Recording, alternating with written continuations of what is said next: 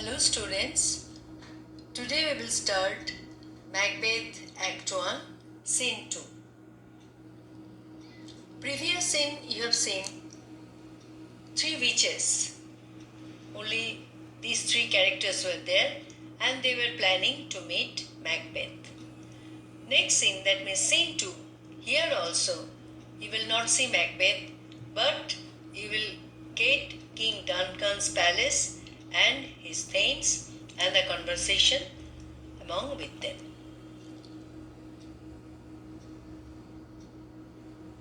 Act 1, Scene 2, Macbeth. In this scene, we also not meet the protagonist Macbeth, but Shakespeare introduced him through the other characters like Sergeant, Ross, others armymen. How great, courageous, valiant Army General Macbeth is. We will come to know this. By this way, the playwright creates curiosity among his audience as well as the readers. Please note the place where the scene takes place. It's an army camp near Forres in Scotland. Alarum means trumpet call is heard. Previously, to make the soldiers energetic, enthusiastic, and to start fight in the battleground, a typical trumpet sound was made by the band of musicians. In the first scene, we saw only three witches, but here more characters. King Duncan, his sons, Malcolm and Donalbain, soldier sergeant, thanes of Scotland, Lennox and Ross. At the very opening, we see King Duncan waiting for the news of the battle. There has been a revolt in Scotland. Duncan's army is fighting the rebel MacDonald, Thane of Gordon. These rebels were instigated by the King of Norway.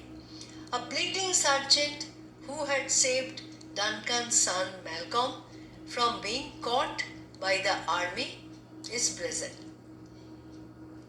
Duncan, what bloody man is that?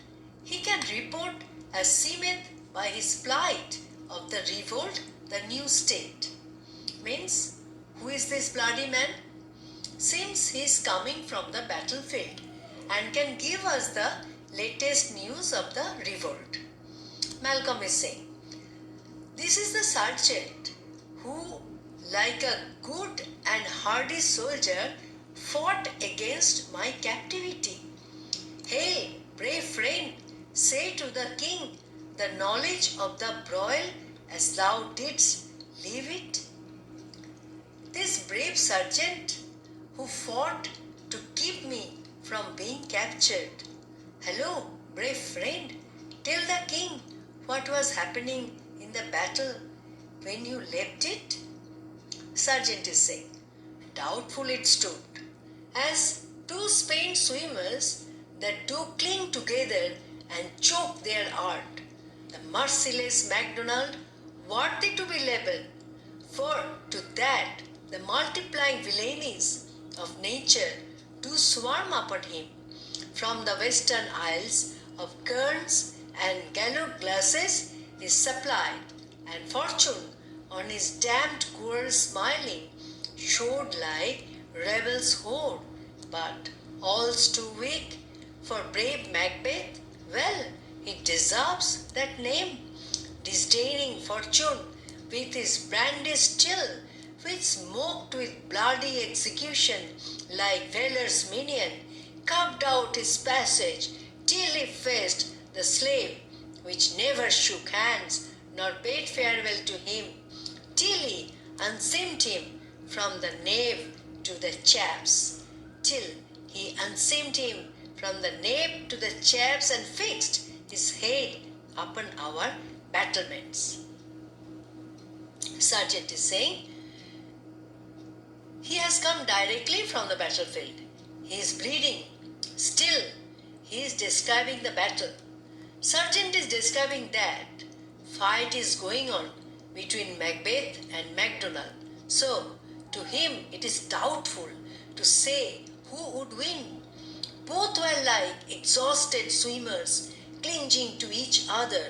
To defeat other, they are catching each other. The villainous rebel MacDonald was supported by the light armed foot soldiers and heavily armed soldiers or horsemen from Ireland and Hebrides, means western coast of Scotland.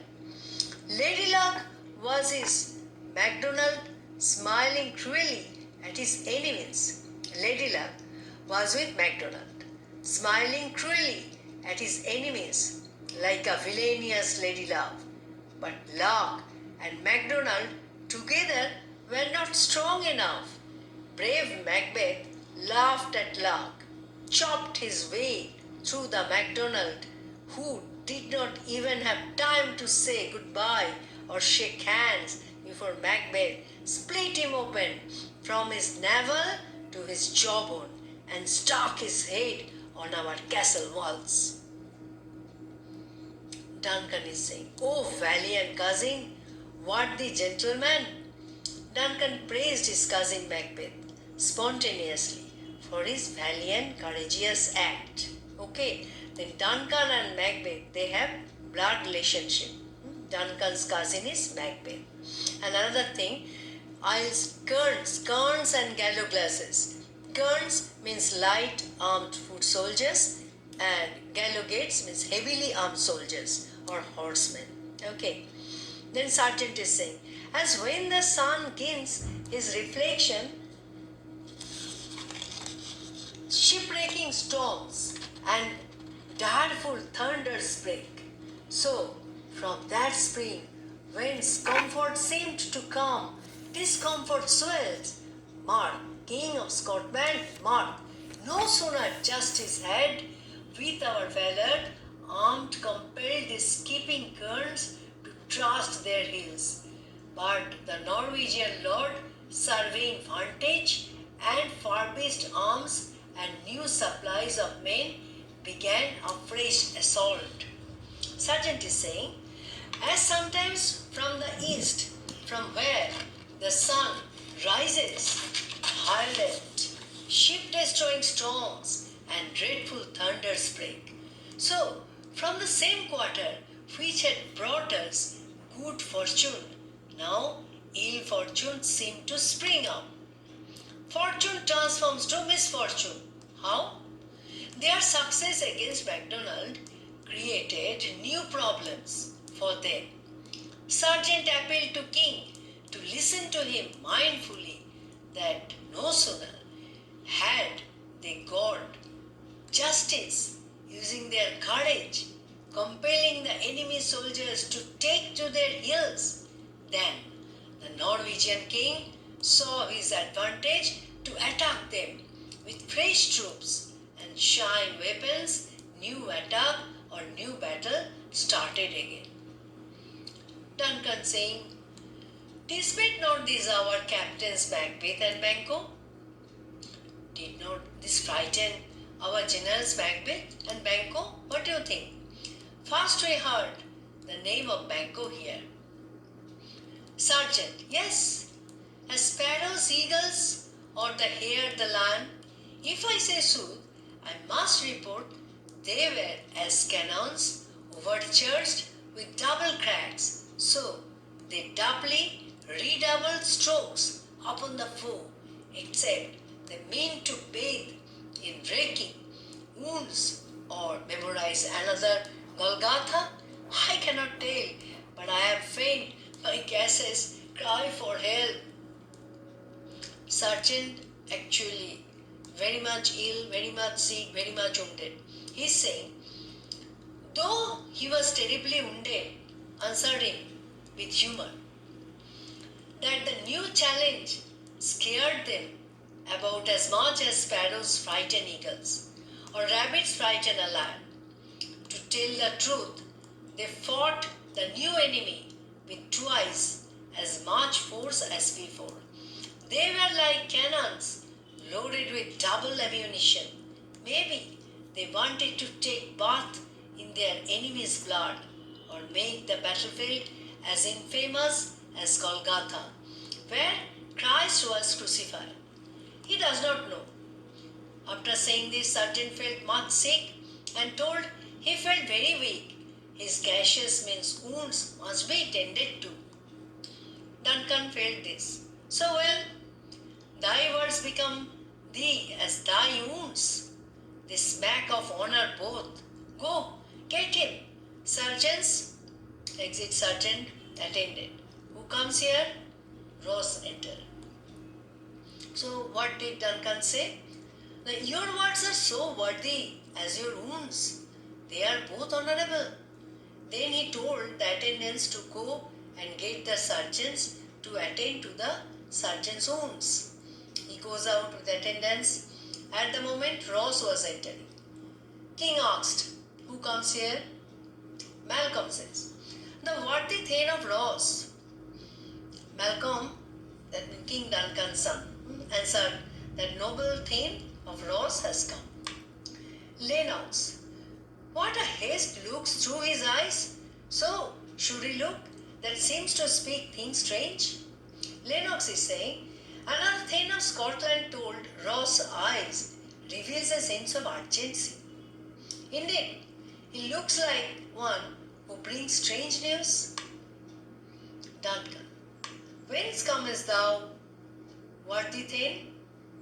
King asked the noble Thane Ross where from he was coming.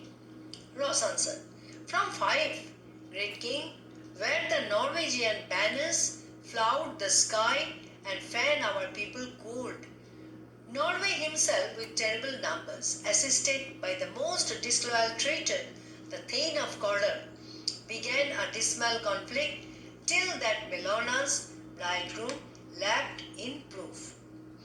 Ross answered that great King Duncan that he was coming from Fife, where Norwegian flag flies, mocking this country and frightening people of this country. King was Norway, the King of Norway himself with enormous army, assisted by the most disloyal traitor, Thane of Cawdor, began a furious attack, bloody battle. But Macbeth, this is the second instance of Macbeth's gallantry. Macbeth, outfitted in battle, wraith armor, made the Norwegian attacks, matched them in every way. Nellock says, Macbeth confronted him with self-comparisons, point against point, rebellious, armed against arm, curbing his lavish spirit, and to conclude, the victory fell on us. Ross says that Macbeth, outfitted in battle, wraith armor, made the Norwegian attacks, matched them in every way, shot for shot, as if he were the goddess of war, Bellona's bridegroom. Finally, he broke the enemy's spirit and became victorious. Duncan, great happiness. Duncan expressed his great happiness after listening this. Ross said that now Sweno, the Norway king, craves composition, nor would he deign him burial of his men till he disbursed at St. Combs each $10,000 to our general use. Ross said that now Sweno, the king of Norway, wants a treaty. But from King Duncan's side, it was told them that they would not even let him bury his men until he retreated to St. Combs each and paid them $10,000. That is the contract. That is the ransom. Duncan, no more that Thane of Cawdor shall deceive our bosom interest. Go, pronounce his present death, and with his former title greet Macbeth. King uttered that Thane of Cawdor will never again betray him. He pronounced his punishment for betraying him, that is execution, and conferred the title upon Macbeth. Macbeth will get the title of Cawdor, and Cawdor will be punished. Ross said, I will see it done. Ross promised that he will see, and it will be done right away. Duncan, what he hath lost, noble Macbeth hath won. Exhumed. King has gone. King said with utter dissatisfaction that what Revel Cawdor lost, that will be gained by Macbeth. But irony is there. As a Thane of Cawdor, Macbeth will again betray King Duncan by murdering him to get the throne. Who is Macbeth? How loyal army general he is? How courageous he is? That we know from this scene. In this next scene, we will meet Macbeth. Another thing, MacDonald and Thane of Cawdor are two different persons. Both are rebels. MacDonald was killed by Macbeth in the battlefield, but Cawdor was defeated and imprisoned by King Duncan and executed by King Duncan. If you have any doubt or need question answer, you can phone me, WhatsApp me and subscribe this channel to get the new chapter. Thank you. Bye.